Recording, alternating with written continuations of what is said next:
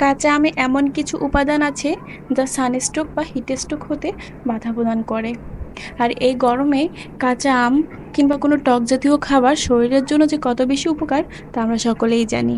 আসসালামু আলাইকুম প্রিয় ভিউয়ার্স, আজকে আমি তোমাদের সাথে এই গরমের জন্য খুব বেশি উপকারী আর আমাদের সকলের প্রিয় কাঁচা আম মাখার রেসিপি শেয়ার করতে চলে এসেছি। আমি কিভাবে খুব সহজে এবং খুব অল্প উপকরণে কাঁচা আম মাখাই সেটাই তোমাদের সাথে শেয়ার করতে এসেছি।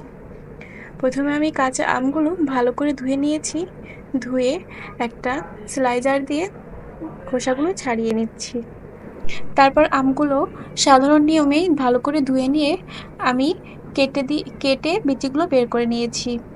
আর আমাদের এই কাঁচা আম শরীরের জন্য এত বেশি উপকার, এটা আমাদের শরীরের ওজন কমাতেও অনেক বেশি সাহায্য করে আর শরীরকে অনেক বেশি ঠান্ডা করে দেয় কাঁচা আম।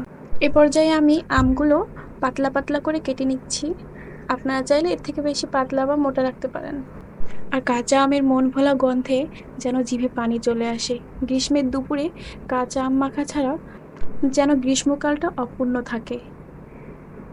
এই তো আমি আমগুলো একটা বাটিতে নিয়ে নিচ্ছি আম মাখা তৈরি করার জন্য। আর আজকে আমি শুকনা মরিচ তেলে ভেজে না, আমি পুড়িয়ে আম মাখাটা করব, যে কারণে আমি একটা কাঠি দিয়ে শুকনা মরিচ গেঁথে নিচ্ছি। ছোটোবেলা বান্ধবীদের সাথে এভাবে আমি শুকনা মরিচ কাঠি দিয়ে গেঁথে পুড়িয়ে আম মাখা করে খেতাম সবাই মিলে। আর এখন সেই ছোটোবেলার জীবনটা সবার মতো আমিও খুব বেশি মিস করি। এরপর আমি সেই আমগুলো ভিতর 3টা লেবু পাতা ছোটো ছোটো করে কুচি করে দিয়ে দিয়েছি।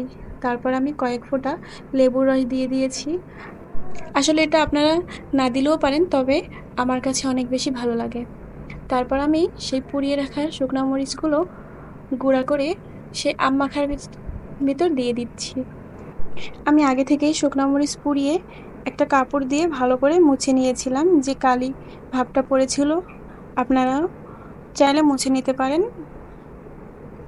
তারপর আমি সেই আমের ভিতর শুকনো মরিচগুলো দিয়ে ভালো করে মিক্সড করে নিব।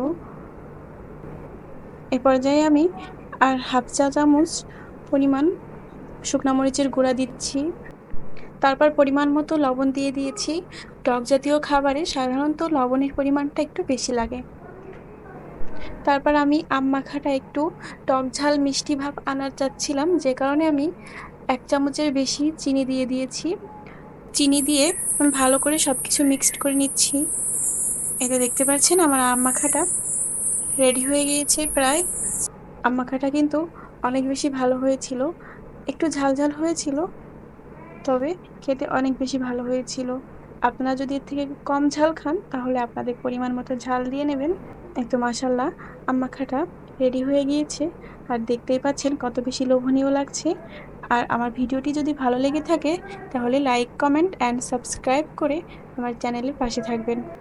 আর যারা ফেসবুক পেজ থেকে দেখছেন তারা আমার ইউটিউব চ্যানেলটি সাবস্ক্রাইব করে দিবেন। ধন্যবাদ।